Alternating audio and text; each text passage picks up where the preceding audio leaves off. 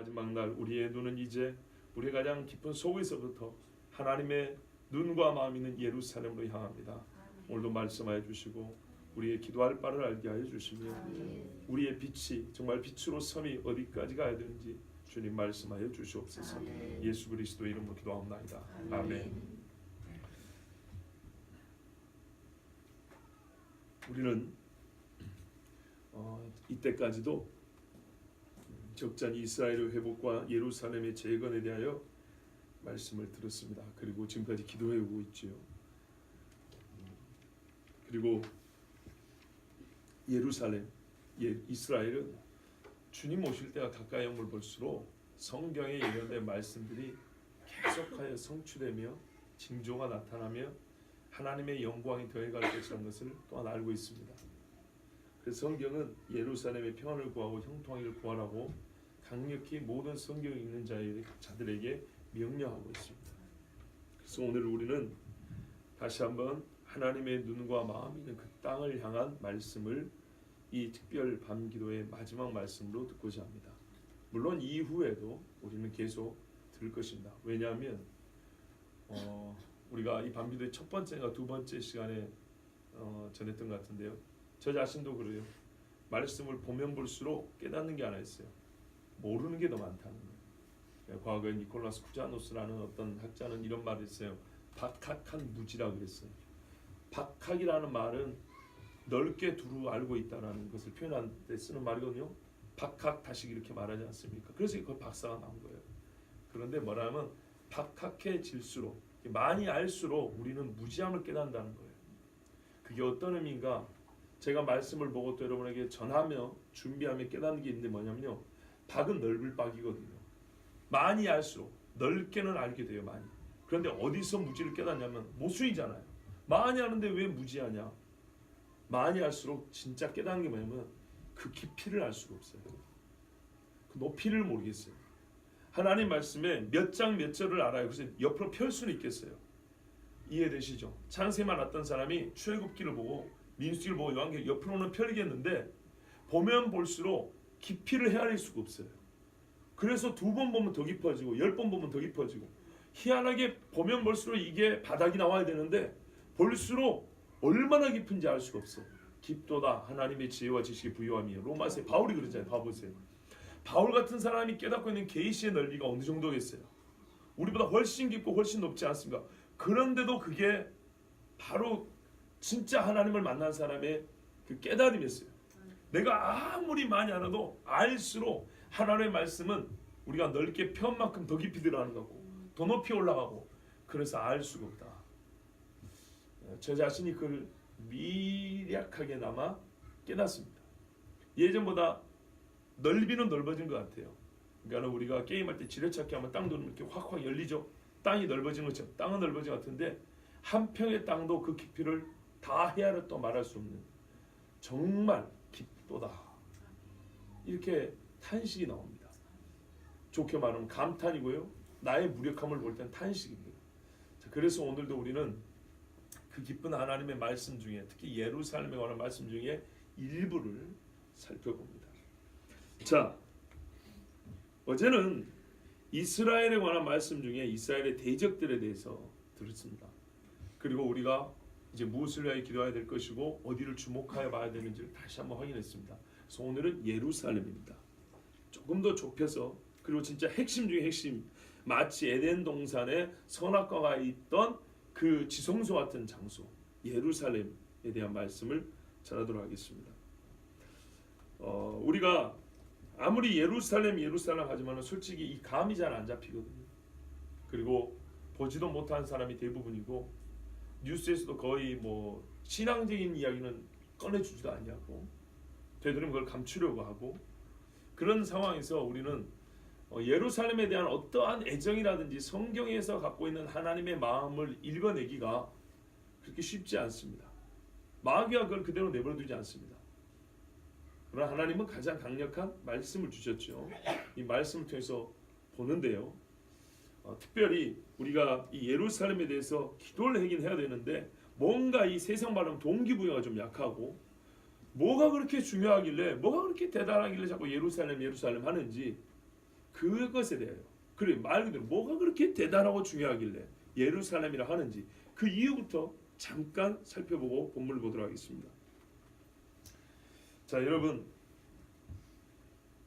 성경에는요 예루살렘에 대한 말씀이 참 많습니다. 이사야 2장 3절을 보면 많은 백성이 가며 이르기를 오라 우리가 여호와의 산에 오르며 야곱의 하나님의 전에 이르자. 어딘지 아시겠죠? 시온성과 예루살렘입니다. 그가 그의 길을 우리에게 가르치실 것이라. 우리가 그 길로 행하리라 하니니 이는 율법이 시온에서부터 나올 것이요 여호와의 말씀이 예루살렘에서부터 나올 것입니다. 아멘. 하나님의 율법과 말씀이 어디서 나온다고요? 예루살렘에서. 뭐가 그리 대단한지 아시죠? 대한민국의 길 위의 소리교회가 아무리 유명해도 여기서는 율법 안 나옵니다. 희한한 거는 율법은 시내산에서 주어졌지요. 시내산에서 주어졌으나 만방이 펼쳐지는 것은 예루살렘이랍니다. 이게 아주 중요합니다. 예루와 살렘이 결합돼서 예루살렘인데요. 예루는 야라라는 히브리 동사에 나왔어요. 야라라는 말의 뜻은 크게 두 가지가 있습니다. 하나는 내려오다입니다. 위에서 내려오다. 또 하나는 수평으로 쏟아 이런 뜻입니다. 펼친다는 얘기입니다. 무슨 말이냐면 위에서 하나님의 말씀이 내려와서 펼친다는 겁니다. 그 말이 정확하지요. 그래서 땅에는 하나님께 영광이요, 아니 위에서는 지극히 높은 것은 하나님께 영광이요, 땅에서는 하나님의 기뻐하시는 사람들의 평화로다 그랬지요. 하나님의 그 영광이 땅에 독생자의 영광이 육신을 입고 올 때 펼쳐지는 평화, 예루살렘입니다. 아시겠죠? 즉 하늘의 말씀을 받고 하나님의 영광이 임하여 땅에 그 영광과 하나님의 은총이 펼쳐지는 곳, 여기가 예루살렘입니다. 그러므로 율법은 어디서 나와요? 예루살렘에서 나오는 거예요. 그 이름 그대로입니다. 이사야 28장 16절에 그러므로 주 여호와께서 이같이 이르시되 보라 내가 한 돌을 시온에 두어 기초를 삼았노니. 자, 이 돌은 오늘 말씀에도 나오니까 한번 기억해 보십시오. 베드로도 이 말을 했죠. 예수님은 기초돌이라고 그랬거든요. 건축자의 버린 돌이 기초돌과 같이 쓰였다 그랬어요. 곧 시험한 돌이요 귀하고 견고한 기초돌이라 그것을 믿는 이는 다급하게 되지 아니하리로다. 시온에 한 돌이 있는데 이 돌을 믿어야 다급하지 않는다. 즉 위급한 일을 안 당한다. 하나님 앞에서 이야기입니다. 그 돌이 어디 세워졌다고요? 시온에. 뭐가 중요한지 아시죠? 제기동에는 안 세워져요. 네? 제기동, 회기동 이런 데는요 동네 이름이 나름대로 평범하지 않습니다. 기초가 되는 동네란 얘기잖아요. 그렇죠? 제사의 기초라고 봐야 되나요? 기초로 돌아간다는 회기동 아닙니까? 그러니까 요 동네 이름이 기자가 들어가요. 우리가 기초, 기반할 때 기자란 말이에요. 이 동네에서 기초돌이 놓여지는 게 아니에요. 우리가 구원을 얻을 수 있는 하나님의 성이 세워지는, 율법이 전해지는 그 기초돌 어디 세워진다고요? 예루살렘이에요. 예루살렘. 이사야 62장 1절에 7절에 보면 나는 시온의 의가 빛같이 예루살렘의 구원이 횃불같이 나타나도록 시온을 위하여 잠잠하지 아니하며 예루살렘을 위하여 쉬지 아니할 것인지. 하나님이 안 쉰대요. 예수님이 뭐라 그랬어요? 아버지가 일하시니 나도 일한다 그랬죠. 하나님이 스스로 말하면 내가 절대 안 쉬고 하는 일이 있다 그랬어요. 그게 뭐라고요? 시온의 의를 빛같이 드러내는 것. 예루살렘의 구원이 횃불같이 불타오르는 일. 나는 이 일을 위하여 쉬지 않는다 그랬어요. 근데 여러분 예수님이 그래서 아버지가 하는 일 나도 안 쉰다 그랬는데 여러분 쉬실래요? 우리가 지금까지 너무 많이 쉬었잖아요. 복음이 들어오고 100년 동안 쉬었어요. 대한민국은. 몰라서. 잘해봐야 뭐라 그랬어요? 대한민국이 시온성이고 횃불이라고 막 그러면서. 곤란합니다. 그러면 이방 나라들이 내 공의를, 문 왕이 다 내 영광을, 지금 예루살렘 얘기하는 거예요. 대한민국 이야기 아니에요. 너는 여호와의 입으로 정하실 새 이름으로 일컬음이 될 것이며. 예루살렘. 요한계시에서 뭐가 내려옵니까? 새 예루살렘이 내려옵니다. 서울이 내려오는 게 아니에요. 너는 또 여호와의 손에 아름다운 관, 내 하나님의 손에 왕관이 될 것이라. 다시는 너를 버림받은 자라 부르지 아니하며 다시는 내 땅을 황무지라 부르지 아니하고 오직 너를 헵시바라 부른다 그랬어요. 헵시바가 뭐냐?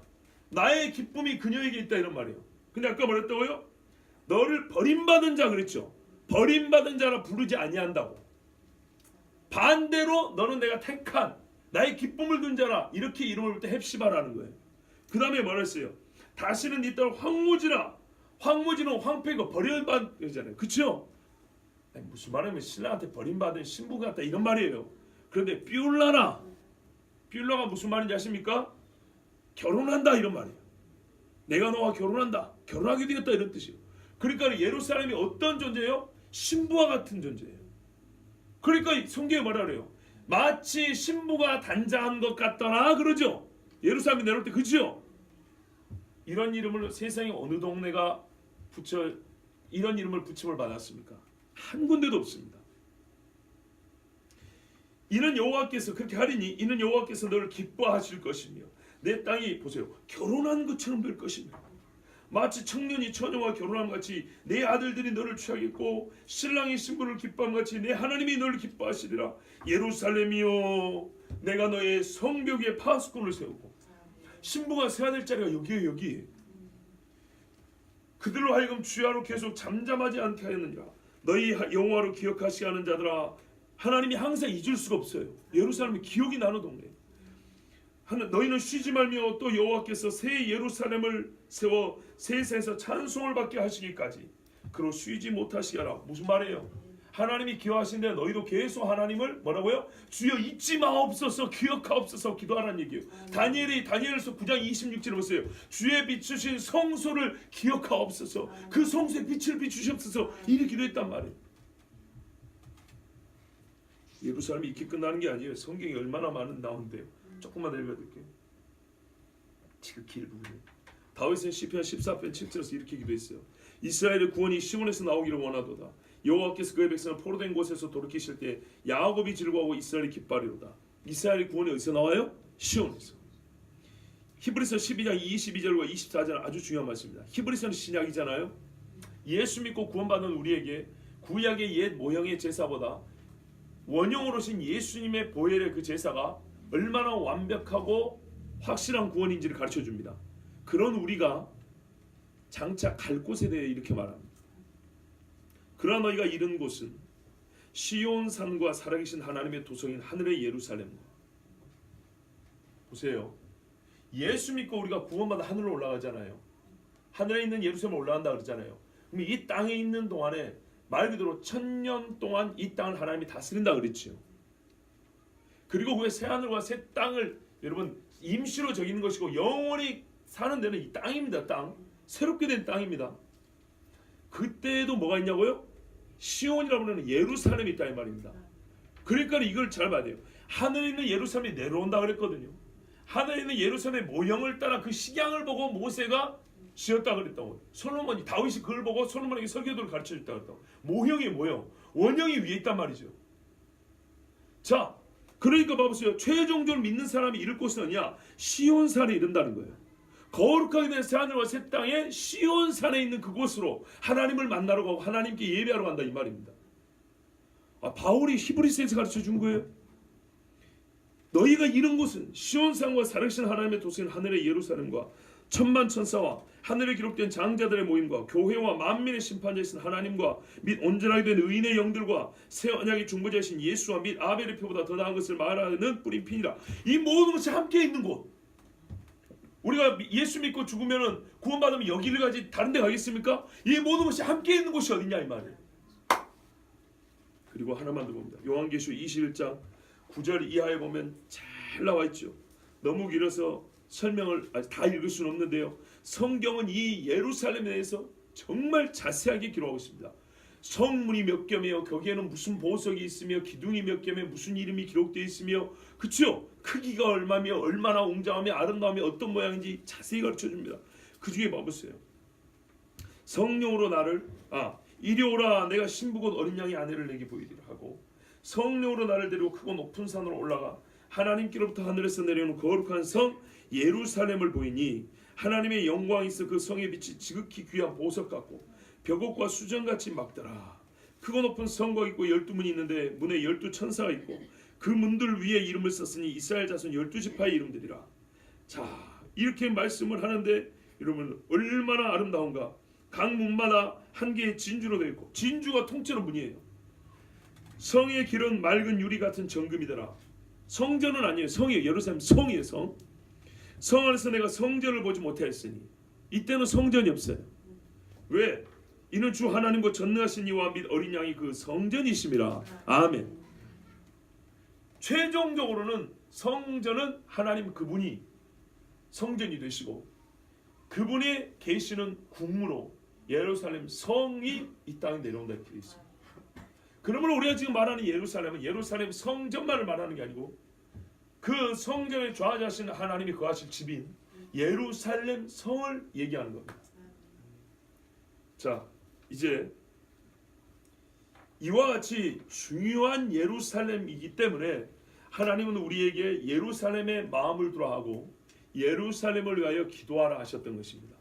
만만히 볼 예루살렘 아니죠? 적어도 우리가 사는 서울이 비할 바가 아닙니다. 자, 이 예루살렘에 대하여 오늘 주신 말씀을 보도록 하겠습니다. 자, 오늘 말씀 12절 앞에 보면 3절과 5절에 내 날이 연기같이 소멸하며 내 뼈가 숲같이 탔습니다. 내가 음식 먹기도 잊었으므로 내 마음이 풀같이 시들고 말라버렸사오며 나의 탄식 소리로 말미암아 나의 살이 뼈에 붙었나이다. 이게 욥의 고통과 같은 고통을 지금 토로하고 있는 겁니다. 엄청나게 큰 고통입니다. 말 그대로 개인적으로 지금 아주 극심한 고통이 있다는 겁니다. 뼈에 살이 붙었고 탔답니다. 숲같이. 우리가 이렇게 표현할 정도로 고통스러워 본 적은 없지요. 내 날이 연기같이 소멸한답니다. 전도자가 말한 대로 하벨 날아가 버린다는 얘기입니다. 나의 날을 하루를 살면 날아가 버리고 하루를 살면 날아가 버리고 남는 것도 하나도 없고 손에 쥘 수 있는 것도 없고 내 마음에 생각했던 것들은 풀같이 시들고 말라버려서 뭔가 소망을 가질 수도 없고 계획할 수도 없고 아무것도 할 수 없는 무력한, 그리고 살이 뼈에 붙어서 나는 죽을 날을 기다리고 있다. 11절에 보세요. 내 날이 기울어지는 그림자 같고 내가 풀의 쇠자람 같으니이다. 여러분, 시들어버린 풀은 어떻게 살립니까? 시들어버린 풀은 어떻게 살립니까? 못 살립니다. 그죠? 지는 해를 어떻게 다시 일으켜 세웁니까? 불가능하죠. 이게 지금 이 시인의 고통입니다. 근데 여기서 우리는 어떻게 예루살렘 이야기를 꺼낼 수 있을까요? 일단 우리가 하나 알 게 있습니다. 12절 이하의 어조는 상당히 희망적이고 소망이 있습니다. 먼저 알아둘 게 뭐냐면 신앙인은요, 아무리 극한 고통 중에서도 하나님 주신 소망을 떠올릴 수 있는 이 건강한 균형성이 있습니다. 그런데 인생으로 말미암은 고통은요, 인생이 주는 희망이 아니라 하나님 주시는 소망을 가질 때 그 고통을 이길 수도 있고 우리의 정서와 영성은 균형을 이룰 수 있습니다. 일단 그것을 배워야 합니다. 성경에 보면 어떤 고통 중에 있는 사람도 항상 하나님을 찾습니다. 그리고 다시 생각이 바뀌고 의지가 바뀌고 힘이 생깁니다. 이거는 공통제입니다. 우리가 잘 아는 시편 42편에도 내 영혼아 네가 옥심하여 내가 어찌하여 낭망하느냐, 너는 너의 하나님을 바라라. 그러지 않습니까? 거의 5번 반복합니다. 어려움은 어려울수록 하나님을 향하여 하나님 바라보는 눈이 반복적으로 주어져야 합니다. 어쨌든 우리는 성경에서 일관성 있게 항상 똑같이 가르쳐주는 신앙의 패턴을 봅니다. 극심한 고통 중에 있을 때 사람은 누구를 본다고요? 하나님을 본다는 겁니다. 그런데 이 하나님을 본다는 게 뭐냐면, 그러니까 이 12절부터 새로운 국면이 시작되는데요. 피조물의 한시적이고 유한한 이 무능력함에다가 하나님의 영원함과 그의 전능함을 대조하여 세울 때 사람은 겸손해지기만 하는 것이 아니라 하나님의 영원하심과 그의 능력과 그의 긍휼로 말미암아 힘이 쏜다는 겁니다. 그래서 전능의 손이 나를 감찰하시고 지키심을 경험하게 된 사람들은 그 다음 시편인 103편 15절 18절 같은 고백을 합니다. 인생은 그날이 풀과 같으며 그 영화가 들의 꽃과 같도다. 깨달았어요 이거. 근데 이것이 낭망의 이유가 되는 것이 아니라 그 다음을 봅니다. 그것은 바람이 지나면 없어지나니 그 있던 자리도 다시 알지 못하거니와. 예? 내가 지금 이런 신세로 있잖아요. 102편도 그 말하고 있지 않습니까? 17절 보세요. 여호와의 인자하시면 자기를 경외하는 자에게 영원부터 영원까지 이름이. 보세요. 아주 풀이 피었다가 시들어 말하는 것처럼 그 정도밖에 안 되는 인생이에요. 무력하며 아주 유한해요. 한시적이에요. 그런데 하나님을 절대적으로 받고 대존하죠. 영원하며 전능하신 분.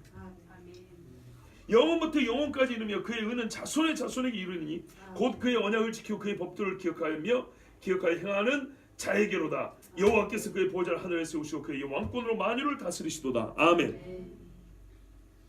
그래서요, 선한 믿음의 사람들은요 항상 자기가 연약함을 깨달을 때 또는 연약함으로 말미암아 이길 수 없는 고통 중에 있을 때는 영원하신 하나님과 긍휼과 인자하신 하나님, 그걸 행할 수 있는, 어저께 말씀드렸죠. 말의 내용만 전달하는 게 아니라 말하는 것을 그대로 이루시는 전능하신 권능 있는 분, 그분을 바라봅니다. 일단 이 자세는 우리가 배워야 되겠습니다.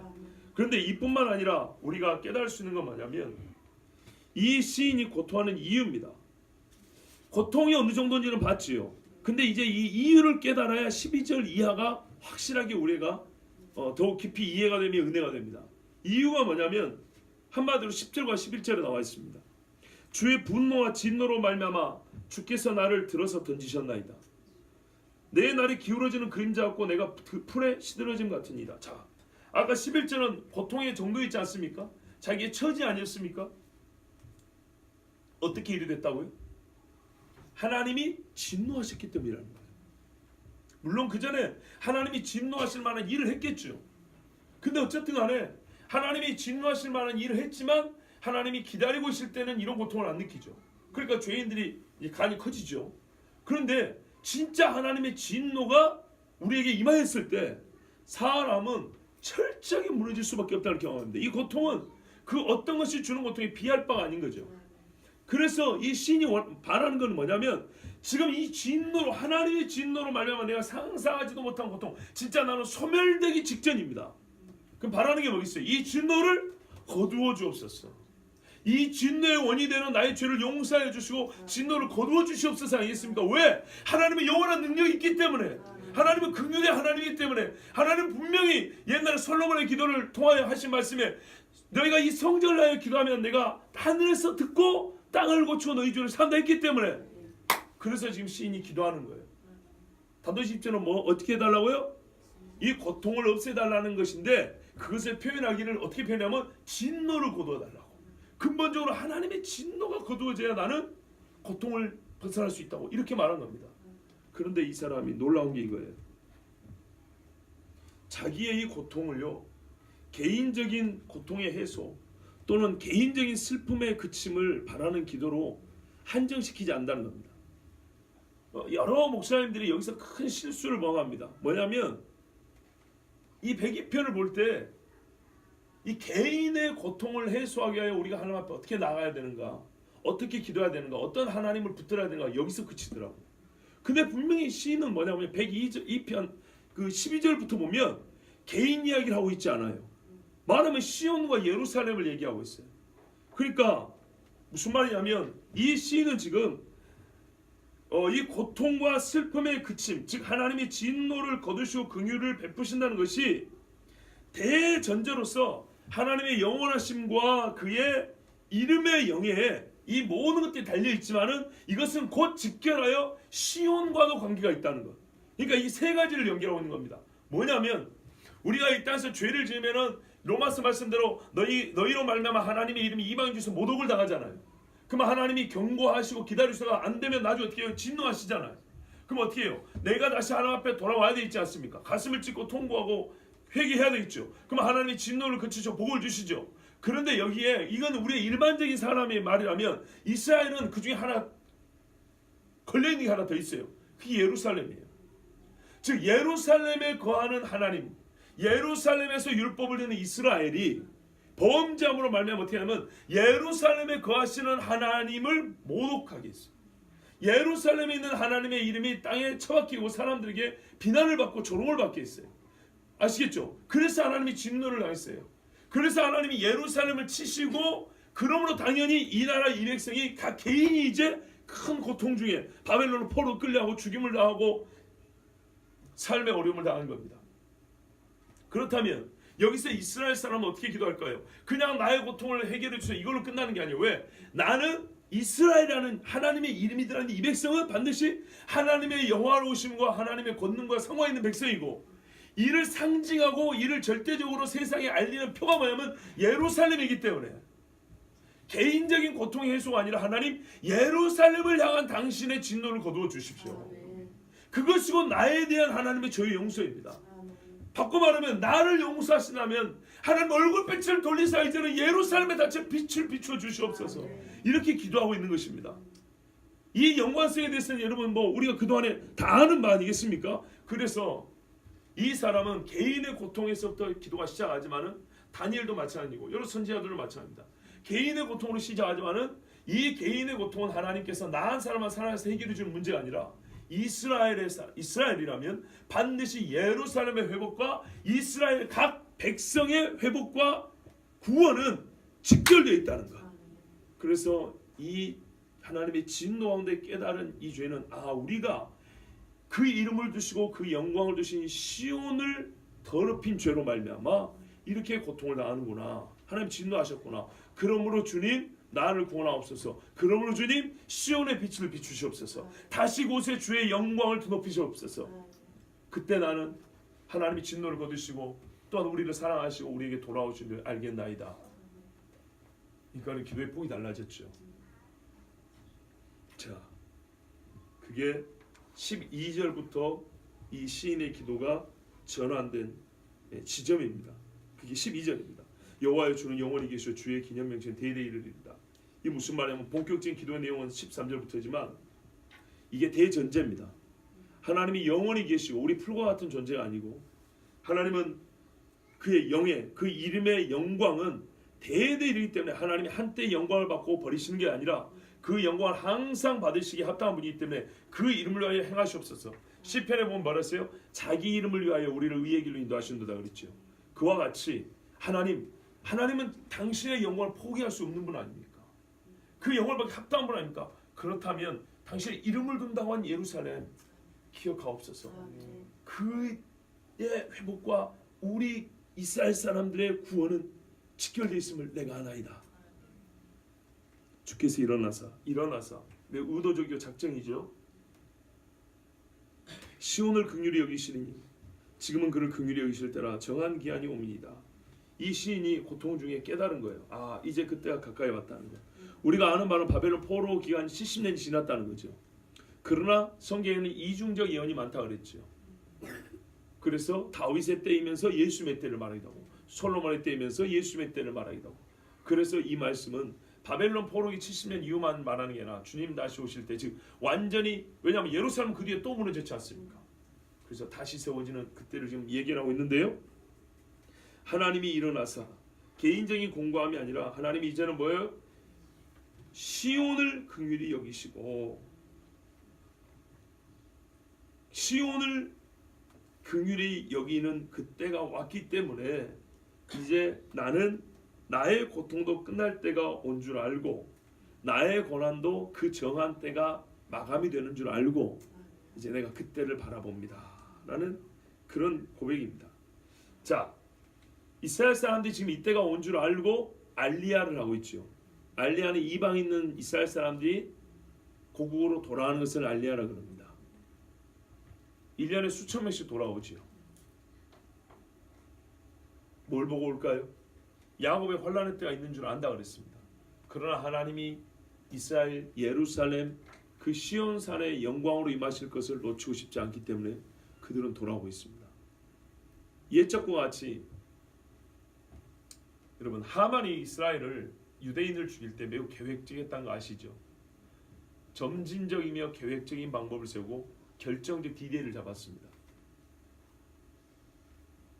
2차 대전 그때쯤부터 히틀러는 유대인들을 죽이기 위해서 아주 계획적이고 점진적인 계획을 세웠고 결정적 디데이를 잡아서 수많은 사람들을 죽였습니다. 이 마지막 시대의 전 세계는 적그리스도의 체제는 점진적이고 계획적인 그런 방법으로 교회와 이스라엘을 탄압하고 죽일 그런 작전을 수행할 겁니다. 그리고 어느 때는 결정적인 그날이 옵니다. 그런데 그 점진적인 계획이 진행 중일 때 우리가 잘 모른다는 것이 문제입니다. 주의 종들이 시온의 돌들을 즐거워하며 그 티끌도 연휼히 여기나이다. 여러분 아까 시온에 있는 돌 예수님을 쓸모없다고 버렸던 사람들이 유대인들입니다. 근데 이 돌이 이제 귀한 줄 알고 어떻게 해요? 즐거워한다 그랬습니다. 그러면은 여러분 우리가 알대로 길갈에 세워진 12돌 무더기, 그리고 예루살렘에 예수님이 성전에 모퉁이 돌로 왔을 때 유대인들은 다 쓸모없다고 버려버리고 무시했지 않습니까? 그런데 이게 무슨 말입니까? 이제는 예수 그리스도를 즐거워하는 그때, 그 정한 때가 오미니이다. 그 티끌도, 세상의 티끌, 성전이 파괴되고 먼지가 되었던 이제는 성전을 사랑하여 주님을 부를 날이 가까이 왔다, 이런 말입니다. 마태복음 23장 39절에 뭐라 했어요? 이제부터 너희는 찬송하리로다 주의 이름으로 오시는 이 할 때까지 나를 못 본다 그랬죠. 근데 그때가 가까이 왔다는 겁니다. 실제로 그 노래를 부를 때가 가까이 왔다, 이런 말입니다. 15절에 이에 열방이 여호와 이름을 경외하며 세계 열왕이 주의 영광을 경외하리니, 이때가 되면 어떻게 되냐? 열방이 여호와의 이름을 두려워하게 됩니다. 세계 열왕이, 모든 왕들이 또한 하나님의 그 빛나는 영광에 두려워하게 됩니다. 여러분 이 시편 하나로 모든 걸 다 설명하고 있지 않습니다. 왜냐하면 각 선지서에 이 시의 구체적인 내용이 자세히 기록이 되어 있기 때문에 그거는 우리가 앞으로도 볼 기회가 많습니다. 우리는 최종적인 결과를 보고 있습니다. 하나님께서 시온의 그 영광을 회복할 때에는 열방과 열왕이 하나님의 이름과 영광을 두려워하고 그 앞에 부봉하는 날이 옵니다. 그러니까 이 지금 잊지 마세요. 시인은 자기 개인의 고통으로 시작하고 있어요. 내가 곧, 그러니까 말하자면 우리가 하는 말로, 제가 어젯밤에도 조금 설교 말미에 쓸데없는 말을 덧붙인 것 같은데, 우리가 솔직히 현실을 살고 있는 우리에게 감각적으로 와닿지 않기 때문에 기도 제목이 별로 생각나지 않아요. 내가 지금 몸이 아프고 내가 지금 굶게 생겼고 내가 지금 직장에 잘리게 생겼다, 이 말이에요. 그런데 무슨 이스라엘, 그건 좀 여유 있을 때도 이렇단 말이죠. 여러분 시편의 이 기자, 이 시인의 상황이 그렇다, 이 말이에요. 지금 내 살이 뼈에 붙었어요. 이러고 있단 말이에요. 껍데기밖에 안 남았단 말이에요. 죽을 날이 내일 모레인 사람이란 말이죠. 그런데 이 사람이 지금 뭐라고 기도하냐, 이 말이죠. 나 한 사람의 고통을 보는 게 아니라 이스라엘 전체를 보는 거예요. 그리고 내 개인의 이 고통이 어디서부터 시작되고 어떻게 해야 언제라고 궁극적으로 돌이킴이 되고 구원을 받을 수 있는지에 대하여 이 사람은 예루살렘 눈을 돌렸다는 얘기입니다. 제가 지금 오늘 말하고 싶은 것이 아니라 이 말씀 통해서 우리가 하나님 말씀 들을 게 뭐냐면, 어떤 형편과 삶에 가든지 간에 하나님의 백성은 마음이 어디로 향해 있어야 한다고요? 예루살렘을 향해 있어야 된다는 얘기입니다. 지금 이 사람이 그거 생각할 여유가 어디 있어요? 우리가 몸만 피곤해도 기도할 정신이 어딨냐, 이 말이죠. 그런데 지금 당장 먹을 게 없고 죽어가는 사람이 무슨 예루살렘 탄핵이냐, 이 말이죠. 옛날에 종교개혁자들 보세요. 자기 집이 다 불타고요, 자식들이 지 눈앞에서 죽어요. 그런데 말이죠, 지금도 뭐라는 이맘을 하나님의 나라. 네가 지금 하나님의 나라 운운할 정신이 어딨니? 네 목이 지금 잘리게 생겼는데 네가 지금 뭐 교회를 계획하고 뭐 신앙이 진리가 반명해주니. 세상 사람들이 그런단 말이에요. 왜? 목숨이 아까우니까. 주변 사람들 아끼는 친구들, 부모 형제는 살리고 싶어가지고 제발 한 번만 부인해라. 예수를 한 번만 부인해라. 네 말처럼 예수가 사랑이 많으면 용서해 줄 것 아니냐. 그런데도 말이죠, 자기 몸이 똑 떨어지게 생긴데, 지금 죽게 생겼는데 할렐루야 찬양하면서 이러고 있단 말이에요. 십계명을 외우고 있단 말이에요. 이게 신앙이 없는 사람한테 이해가 안 되죠. 예수를 사랑하지 않는 사람한테 이해가 안 되죠. 그러나 모든 예수님을 사랑하는 사람들이 이렇게 죽었어요. 진짜로 하나님께 소망을 두는 사람은 이럴 때는 널뛰기가 되는 거예요. 삶의 최악의 고통에서 바로 그 단계를 이렇게 통과하지 않고요, 바로 하나님의 마지막 영광을 봐버려요. 사실 이 중간에 있는 거는 궁극적으로 위로가 안 돼요. 돌이킬 능력이 없어요. 그래서 완전히 하나님을 바로 건너가 버린다고요. 영원하신 하나님하고 무릎을 꿇는단 말이죠. 예? 시냇물을 건너게 하신 하나님, 한강을 건너게 하시는, 이렇게 안 가요. 한 방에 홍해를 건너게 하신 하나님, 이렇게 간다고요. 그래야 하나님을 만날 수 있고 하나님의 구원을 맛보는 거예요. 근데 거기다 이스라엘 사람은요, 자기들의 지은 죄가 근원이 어딨냐? 예루살렘을 더럽힌 거예요. 즉 율법을 무시한 거예요. 하나님의 영광을 땅에 처박아 버린 거예요. 그렇기 때문에 이들은 어떻게 했다고요? 예루살렘의 회복과 함께 우리가 산다라는 이런 믿음을 가지고 여기에 우리의 소망이 있다고 하나님 앞에 기도했다고요. 자, 물리적 회복이 아니에요. 보세요. 15절에 이에 열방이 여호와 이름을 경외하고 세계의 여호와의 주의 영광을 경외하리니. 예루살렘의 성의 아름다움이 아니고 이스라엘의 땅덩어리 크기가 아니에요. 여호와의 이름, 주의 영광이에요. 신의 산에서 보였던 하나님의 영광이라고요. 성전에 가득하였던 그 장엄한 성령의 권능이라고요. 여기에 사람의 정신을 차릴 수가 없습니다. 바로 이것입니다. 여러분, 이스라엘 회복하니까 우리가 이스라엘의 물리적 회복을 생각하고요, 예루살렘에 당한 고통을 자꾸 생각합니다. 그래서 우리의 기도가 오늘 이제 달라질 거예요. 자꾸 이스라엘에 안전을 주십시오. 대적의 군사력에서부터 보호하여 주십시오. 대적의 미사일과 폭탄 이런 총탄에서 지켜주십시오. 이런다고요. 필요한데요. 이거는 매우 부분적이에요. 좀 표현하면 약간 저급한 거예요. 진짜 하나님이 원하는 것은, 진짜 하나님이 총탄이 무서워서 총탄에 힘이 세가지고 하나님이 일을 못하시는 게 아니잖아요. 궁극적으로 예루살렘에 사는 것은 거기서 하나님이 영광을 받으실 만한 일이 있어야 되는 거예요. 그래서 하나님의 이름이 높여지는 찬송이 불려져야 되는 거예요. 그게 이스라엘 회복이고 예루살렘의 회복이라는 거예요. 건물만 지켜주면 뭐 할 거예요? 지금 예루살렘 지켜주고 이스라엘 지켜주면 뭐 할 거예요? 중동 최대 게이 퍼레이드와 동수의 축제가 이스라엘에서 벌어지는데 무슨 하나님의 영광이 거기 돌아가겠어요? 대저 여호와께서 시온을 건설하시고 그 영광 중에 나타나셨습니다. 예, 하나님은 분명히 시온을 다시 건설한다 그랬어요. 예레미야 31장에 보니까요, 이 약속이 기록되어 있는데 뭐라고 되냐면, 예레미야 30장 후반부에 보면 해와 달의 운행 법칙이 있다 그랬어요. 저게 바뀐다면 예루살렘, 이스라엘 향한 내 언약이 바뀐다 그래라, 이렇게 말씀했어요. 주님이 오셔가지고 저게 없어질 때까지는 절대 바뀌지 않고 저 운행의 법칙이 있죠. 그것처럼 나는 반드시 이스라엘과 행한 약속을 지킨다고 말이에요. 그 내용이 뭐냐면 31장 38절 이하에 보라, 날이 이르더니 이 성은 하나넬 망대에서, 아주 구체적입니다. 그러니까 나중에 세워질 성전의 위치와 사이즈가 나와요. 이 성은 하나넬 망대로부터 모퉁이에 이르기까지 여호와를 위하여 건축될 것이라. 누구를 위하여? 여호와를 위하여. 여호와의 말씀이라. 측량줄이 곧게 가렙 언덕 밑에 이르고 고아로 돌아 시체와 제의 모든 골짜기와 기드론 시내에 이르는 모든 고지 곧 동쪽 마므의 모퉁이에 이르기까지 여호와의 거룩한 곳이니라. 영원히 다시는 뽑거나 정복하지 못할 것이니라. 아멘. 여기가 어딘지 모르겠죠? 이건 가서 봐야 돼요.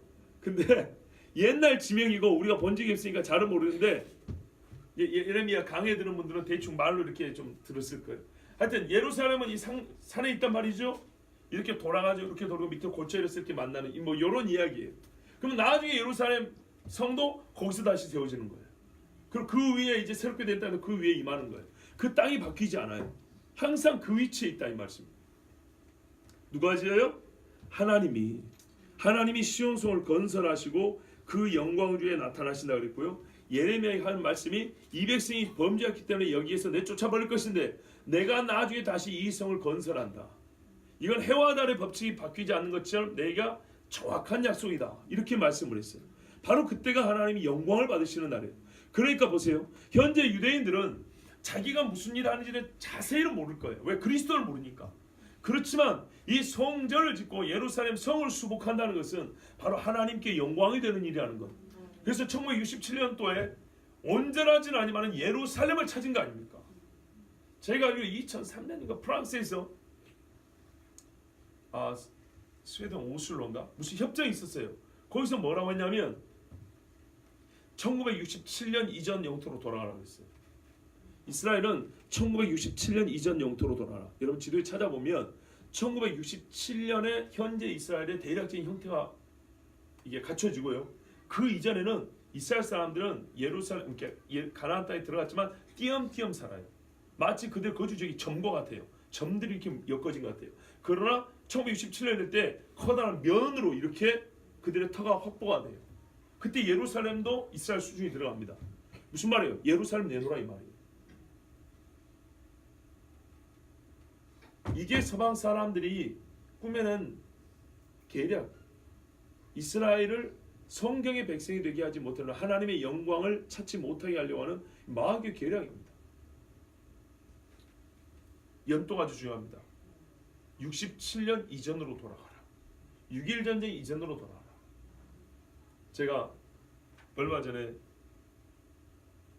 어떤 분한테 말씀을 드렸는데 요거를 꼭 얘기 좀 해줬으면 좋겠다 그러더라고요.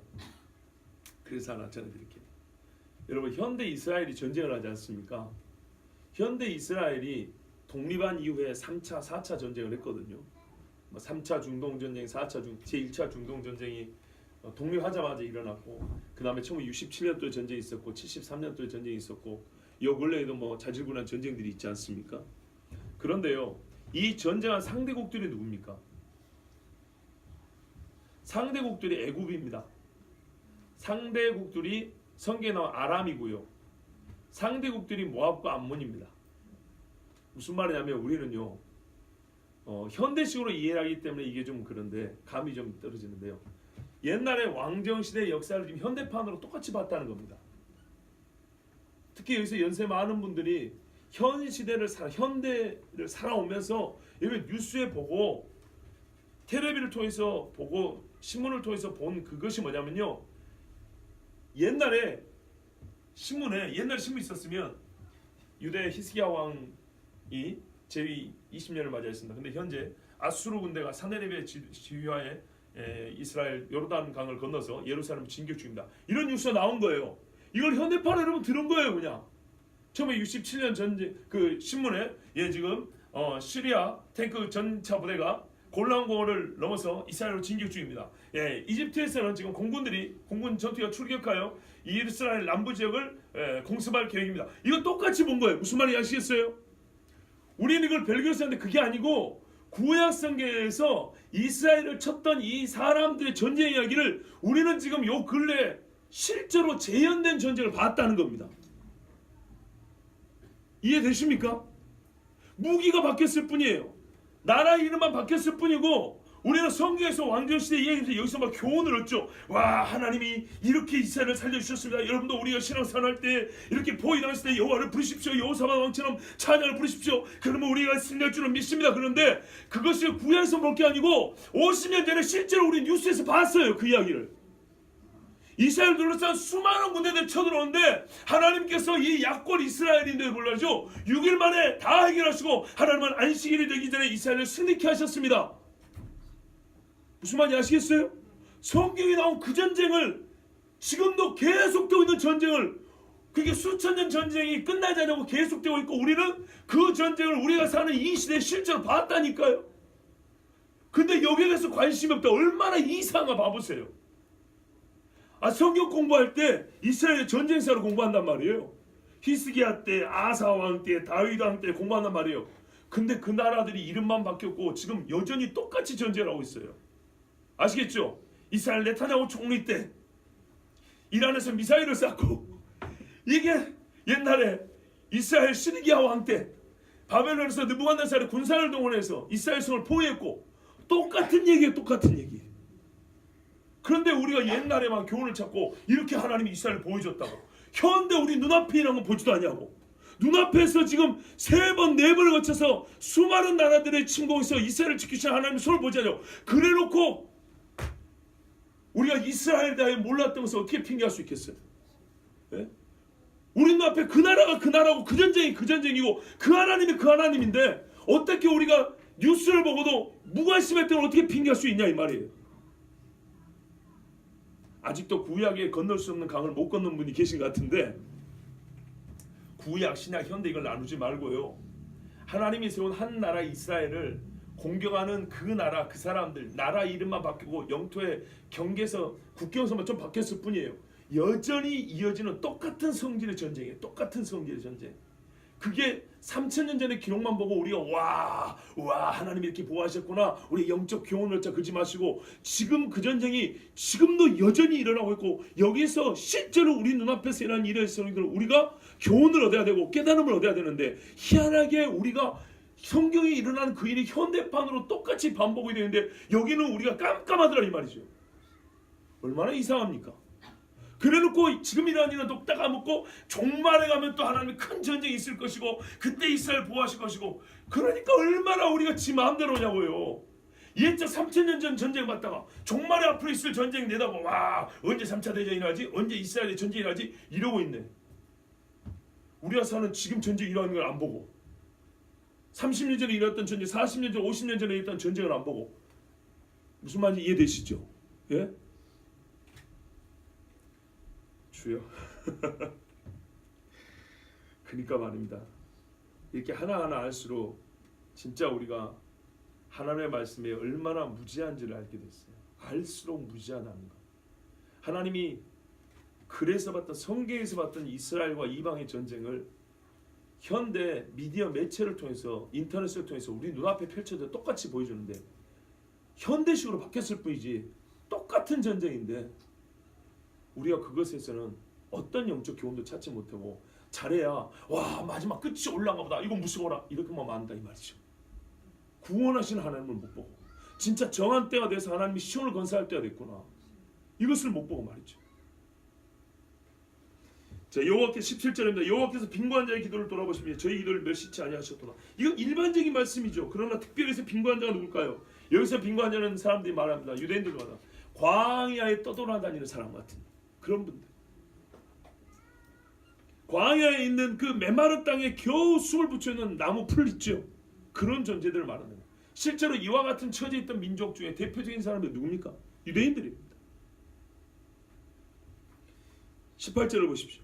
이 일이 장래 세대를 위하여 기록되리니 창조함을 받을 백성이 여호와를 찬송하노다. 와, 결정적입니다. 과연 창조함을 받을 백성이 누굽니까? 뭐 여러 가지 해석할 수 있겠죠. 그러나 창조라는 말을 우리가 언제 쓰냐면 고린도후서인가 보면 너희가 눈이 예수 안에 있으면 새로운 피조물이라고 그랬죠. 성경대로 보면 이거는 예수 믿고 돌아온 지금 메시아를 만날 사람들이란 말이에요. 그 세대를 위하여 지금 이 말씀이 기록이 되는 거예요. 근데 그 세대 때 뭐가요? 하나님이 성을 다시 세우신다. 그리고 그곳에서 자기 이름의 영광을 취하신다. 그리고 이때 지금 이 살게 뼈에 붙은 것 같은 이 고통의 사람이 진짜 바라는 바 구원은 그날이 있을 것이라는 겁니다. 그리고 창조함을 받을 백성은 메시아와 연합된 자들이기 때문에 곧 우리를 말하는 것도 분명한 사실입니다. 우리가 시온산에 거한다고 히브리서 아까 읽었죠? 예? 19절 보시오. 여호와께서 그 높은 성수에서 하감하시며 하늘에서 땅을 감찰하셨으니 자, 하나님께서 저 위에 하늘의 성수에서 내려다보시고 하늘에서 땅을 보셔서 들으셨습니다.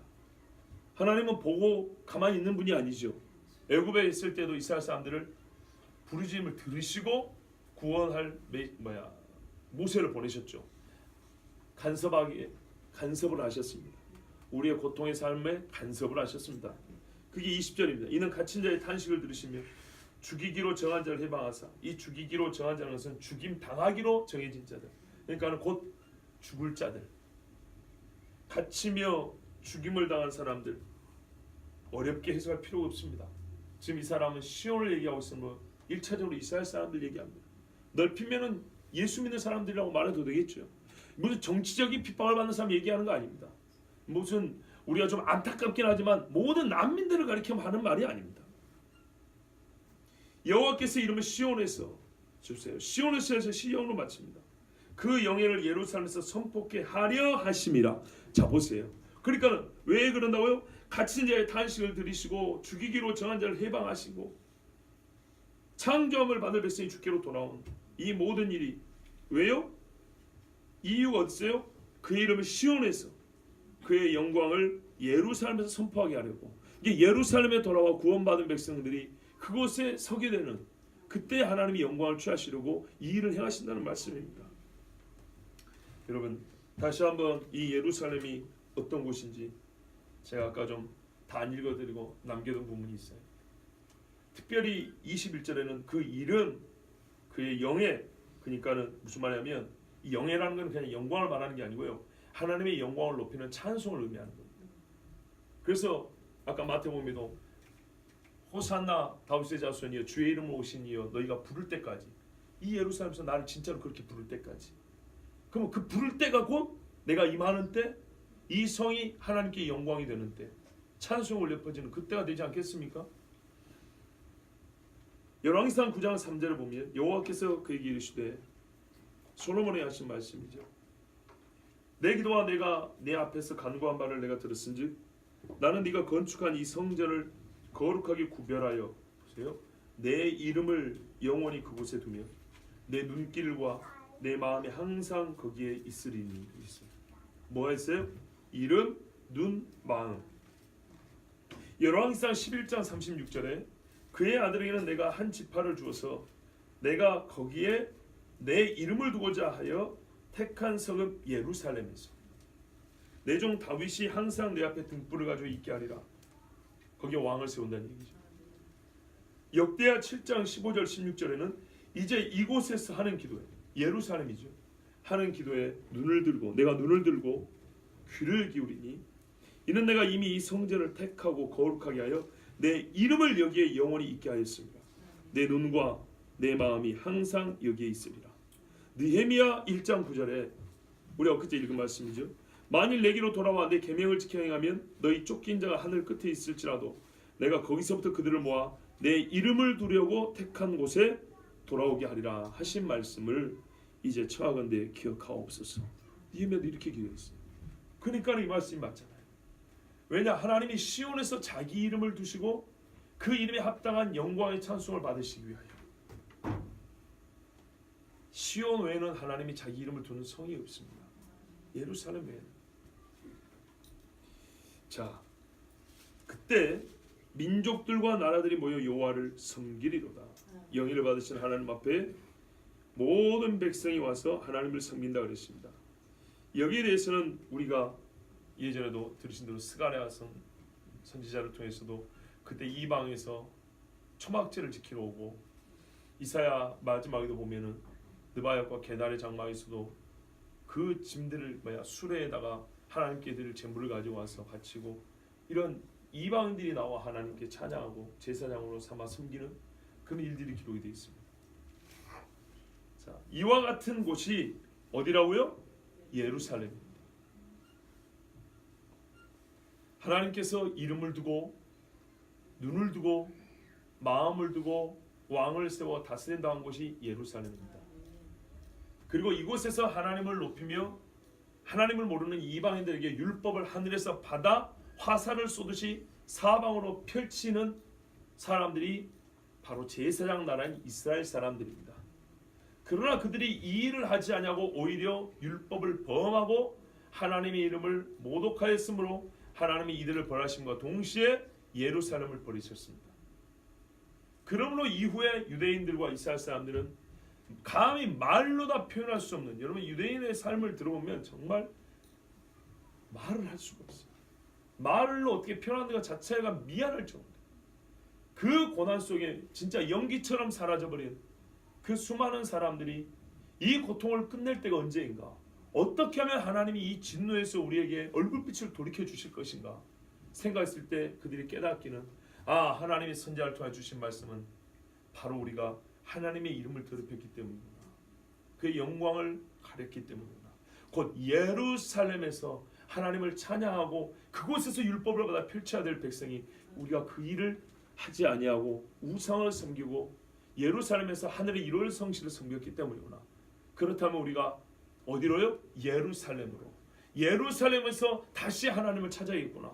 그리고 그것을 내가 아무리 애를 써서 하려고 해도 안 돼요. 안 되죠. 그래서 하나님이 친히 시온을 건설한다 그랬잖아요. 하나님의 진노의 때가 되고 하나님이 친히 그 일을 하실, 진짜 우리를 불쌍히 여기서 돌아오시는 그때가 다 되었구나. 그러니 내가 가질 소망은 무엇인가? 이 시인은 그렇게 바라본 겁니다. 진짜 하나님이 약속하신 그때로 영원하신 하나님께서 그 권능의 큰 손으로 그 약속을 행하여 주시옵소서. 그래서 하나님 영광을 받아 주시옵소서. 나 개인의 고통의 문제가 아니라 정말 이스라엘과 온 열방이 하나님께 돌아가는 그날, 나는 그것을 바랍니다. 나는 그것이라면 욥과 살같이 코끼리 껍데기같이 그렇게 변해서 죽어도 나는 이것이 하나님께서 영광을 받으신 시온을 회복할 때 나는 이보다 더 큰 기쁨이 없습니다. 그러니까 나의 지금 이 죽음과 고통은 괜찮습니다. 순교자들이 내 몸이 불타고 먹이 자도 괜찮습니다. 하나님의 교회가 세워지고 하나님의 진리가 증거된다면 괜찮습니다. 말한 것처럼. 그런데 우리는 순교자의 마음은 이해할 듯 알지만 이스라엘 사람들이 시를 짓고 탄식하며 앞에 기도한 건 이해를 잘 못하는 이상한 모순 속에 있죠. 이거 충분히 이해할 수 있어야 됩니다. 그래서 이 시는 개인의 고통에서 시작했지만 궁극적으로 개인의 고통과 열방의 이 고통이 버림받음이 해결되는 그때는 하나님께서 예루살렘에 빛을 비추시고 그곳에서 다시 자기의 성읍을 건설하시고 좌정하실 때다. 이거를 바라본 겁니다. 자, 여러분, 그러면 우리가 해야 될 기도가 뭘까요? 예루살렘을 위하여죠. 어떤 위하여일까요? 자, 시편 122편을 통해서 도움을 받도록 하겠습니다. 사람이 내게 말하기를 여호와의 집에 올라가자 할 때 내가 기뻐하였도다. 예루살렘아, 우리 발이 내 성문 안에 섰도다. 예루살렘아, 너는 잘 짜여진 성읍과 같이 건설되었도다. 지파들 곧 여호와의 지파들이 여호와의 이름에 감사하려고 이스라엘의 전례대로 그리로 올라가는도다. 거기에 심판의 보좌를 두셨으니 곧 다윗의 집의 보좌로다. 예루살렘을 위하여 평안을 구하라. 예루살렘을 사랑하는 자는 형통하리로다. 내 성 안에는 평안이 있고 내 궁전에 형통함이 있을지어다. 내가 내 형제와 친구를 위하여 이제 말하리니 내 가운데 평안이 있을지어다. 여호와 우리 하나님의 집을 위하여 내가 너를 위하여 복을 구하리로다. 아멘. 보세요. 이스라엘 사람들이 예루살렘에 들어가지 않습니까? 들어가서 그곳에서 하나님 앞에 예배를 드리고 하나님이 좌정하신 걸 보지 않습니까? 그것이 어떤 사건을 기술한 게 아니라 그때 그 감격을 지금 시로 표현하고 있지 않습니까? 우리가 기도해야 될 게 뭘까요? 아까 말씀드린 알리야라고 하는 것, 그건 하나의 개념이고 호칭이고요. 이스라엘 백성들이 하나님이 계신 그곳, 눈이 있고 이름이 있는 그곳으로 돌아갈 수 있도록 열방의 왕들이 그 국경선을 열어주고 여권과 비자를 내주는 그 이유. 옛적에 유대인들을 죽일 때 어떻게 했다? 독일인들이요? 여권을 안 만들어줬다고요. 나가지 못하도록 가둬놓고 죽이려고. 재산을 몰수했다고요. 여비가 있어야 어디 갈 거 아닙니까? 그리고 저쪽 나라에서도 국경선을 막고 안 받아줬어요. 그래서 갇힌 유대인들은 몰살을 당했어요. 여러분, 무엇이 필요할까요? 하나님의 전을 향하여 가고자 하는 자들의 마음이 일어나기를. 이와 같이 여호와의 전에 섰을 때 그 감격을 맛보고자 하는 유대인들이 많이 일어나기를. 그리고 그들을 위하여 각 나라의 수장들이 문을 열어주고 지원을 해주고 국경선을 넘어갈 수 있도록 허락을 해줄 수 있기를 기도해야겠죠. 또 평안이라고 그랬습니다. 전쟁이 없기를 기도해야 되겠죠. 그러나 물론 이거는 우리가 하나님이 계획한 전쟁을 막을 수는 없습니다. 하나님이 자기 영광을 위하여 계획한 전쟁을 막을 수는 없습니다. 그러나 이 사탄이 이스라엘 사람들을 괴롭히기 위하여서 스스로 일으키는 이스라엘을 오해하게 만드는, 언론을 통하여 오해하게 만드는 그런 이상 야릇한 전쟁들은, 테러들은 없도록 그 귀한 생명들이 보존될 수 있도록 기도해야 되겠습니다. 그러나 그보다 더 중요한 게 있습니다. 그게 뭐냐면 성경에 보면 예루살렘을 사랑하는 자는 형통한다 그랬어요. 특히 이방인인 우리가 제일 부정한 게 예루살렘을 향한 사랑입니다. 내가 내 자신을 향한 사랑은요, 그 어떤 것보다 클 것입니다. 배우자를 향한 사랑도 크고요, 부모를 향한 사랑도 크지만은, 한 나라 사람이지만은 다른 교인을 사랑하는 마음은 작습니다. 다른 시에 사는 사람은 더 작고요, 다른 나라는 더 작습니다. 근데 성경은 뭘 요구하냐면 예루살렘을 사랑하라 그랬습니다. 교회들이 예루살렘을 사랑하지 않으면 누가 예루살렘의 편이 되어 주겠습니까? 근본적인 기도 제목들이에요. 우리가 아무리 예루살렘에서 기도하려고 해도 우리 마음이 뜨겁지 않으면 공허한 외침이 될 뿐이지 않습니까? 사랑하기를. 하나님, 나는 예루살렘 잘 모릅니다. 내가 예루살렘 뭔 관계가 있습니까? 그러나 주님, 예루살렘을 사랑하는 마음을 주십시오. 그래서 우리가 그것을 사랑하는 마음으로 기도하고 그 땅에 하나님의 영광이 다시 임하도록 주께 간구하고 싶습니다. 그 귀신들 아이를 데려왔던 아버지가 그러잖아요. 주여, 나의 믿음 없음을 불쌍히 여기소서. 믿음이 있고 할 수 있는 기도가 있단 말이에요. 사랑이 있고 할 수 있는 기도가 있어요. 사랑하고 나면 기도 제목이 무궁무진하게 막 쏟아져 나옵니다. 사랑하게 해달라고 기도해야 되겠죠. 또 무슨 기도를 해야 될까요? 마태복음 23장에 예루살렘이 어땠다고요? 찬송하리로다 주의 이름으로 오시는 이요. 그때가 되어야 주님 오신다 그랬죠. 이 땅에 많은 사람이 오긴 했는데 이방인은 오히려 예루살렘을 사랑하는데 이 사람들 중에는 세속적인 유대인이 많아가지고 메시아의 땅에, 메시아가 왕의 땅에 자기들이 왕으로 서 있는 사람들, 메시아가 왕인지 모르는 사람들, 예수님이 구원자인지 모르는 사람들이 대부분이에요. 모이기는 모였어요. 이스라엘 사람들이 예수님을 주의 이름으로 부를 수 있어야 되겠죠. 시리아와 이란의 핵미사일이 문제가 아니라니까요. 네? 전쟁은 막아줘도 예수를 모르면 다 지옥이에요. 전쟁이 일어나서 죽더라도 예수를 알면 구원받는 거예요. 또 뭐가 있을까요? 마태복음 9장에 보니까 뭐라냐면 너희는 이 밭의 주인인 너희 아버지께 구하여 추수할 일꾼을 보내주옵소서 하라 그랬어요. 하나님 이스라엘에 가서 추수할 일꾼들이 있어야겠습니다. 그곳에 가서 이 영혼들을 하나님께로 돌이킬 복음 증거자들이 있어야 되겠습니다. 오죽했으면 요한계시록 마지막에 11장에 보면 두 선지자가 나옵니다. 두 선지자가 3년 반 동안 예루살렘에서 외칩니다. 그런데 적그리스도의 때가 되면 이 두 사람이 죽임을 당합니다. 사람들이 얼마나 듣기 싫었는지 죽고 나서 시체를 3일 동안 땅에 처박아놨다고 했어요. 보고하면서 비난하고 침뱉고 하나님을 섬기는 거? 기껏 해봐야 저거밖에 안 돼. 죽인 다음에 묻어주지도 않았어요. 일부러 그렇게 했어요. 그런데 하나님 어떻게 해요? 살리셔서 데리고 올라가셨다고 했어요. 어쨌든 필요한 게 뭡니까? 이스라엘 사람들이 복음을 들어야 되겠죠. 자, 그래서 오늘 말씀 통해서 제가 아까 말씀드린 게 이겁니다. 기도의 제목이 달라져야 된다는 거. 그리고 달라졌다입니다. 우리가 지금까지 예루살렘에 기도할 때는 부족한 게 뭐냐면 기본적으로 예루살렘이 왜 중요한지, 예루살렘에 대한 사랑과 마음이 읽혀지지 않는 것. 두 번째는 예루살렘을 위해서 이제 기도는 하는데 아무리 기도를 쥐어짜려고 해도 1차적으로 떠오르는 기도는 수많은 외세 침입, 그 전쟁의 위협에서 그 국경선과 백성의 생명을 보여달라는 것. 이게 1차였습니다. 근데 성경에서 말하자면 깨어있는 성령이 충만한 이스라엘 사람은 그것을 먼저 기도한 게 아니라 했다는 겁니다. 하나님의 영광이 그곳에 임할 수 있기를 기도했다는 겁니다. 맞습니까? 그래서 열방이 하나님을 두려워할 수 있기를 기도했습니다. 그리고 이방인이면서 그리스도를 믿는 우리가 그와 같이 기도하기 전에 우리는 뭐가 있어요? 그는 본래 이스라엘 사람이 예루살렘 사랑하지만 우리는 사랑하는 마음이 부족함으로 하나님, 그래서 시편을 말하잖아요. 너희는 예루살렘을 사랑하느라 그래야 형통한다 그랬지 않습니까? 예루살렘의 평안을 구하는 사람은 평안을 얻을 것이고, 지금부터 한번 테스트를 해보자고요. 예루살렘의 평안을, 영적인 평안과 물리적 평안을 구하는 자가 평안한지 안 한지, 하나님 예루살렘의 복음이 증거되고 그 땅에 하나님의 형통한 그 말씀의 역사가 있기를 구하는 자가 그의 삶에 형통한지 안 하는지 한번 확인을 해보시라고. 말씀이 살아있으면 우리의 기독교 현실주의 아니에요. 말씀이 살아있으면 그렇게 될 거 아니에요. 그런데 이걸 하려면 어떻게 된다고요? 작정만 있어야 되는 게 아니고 사랑하는 마음이 있어야 된다니까요. 그러므로 오늘 우리가 기도해야 될 첫 번째는 뭐냐? 하나님, 오늘 우리가 예루살렘에 대한 말씀을 들었는데 정말 이 나라가, 이 땅이 얼마나, 이 성이 얼마나 중요한지 알았는데 솔직히 나는 사랑하는 마음이 없습니다. 내가 거기에 친척이 있는 것도 아니고 땅 한 평을 가지고 있는 것도 아니고 가본 적이 있는 것도 아니고 뭘 어떤 연결고리가 없습니다. 그냥 글로 봤을 뿐입니다. 세상의 언론은 예루살렘에서 우호적인 언론도 없습니다.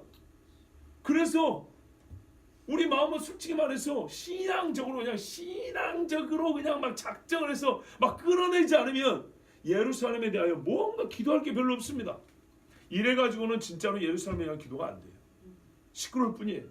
그러나 하나님, 나에게 예루살렘에 대한 사랑이 있으면 가합니다. 우리도 그러지 않습니까? 어떤 영혼을 위해 기도할 때 사랑하지 않고 하는 기도하고 사랑해서 하는 기도는 다르죠. 내 자신이 알지 않습니까? 그렇다면 우리가 먼저 기도할 것은 예루살렘을 향하여 주는 사랑하는 마음을 주시옵소서. 그리고 그것에 성전이 세워지고 성읍이 회복이 돼서 하나님께서 영광을 받아 주시옵소서. 우리 함께 이 시간에 기도하도록 하겠습니다.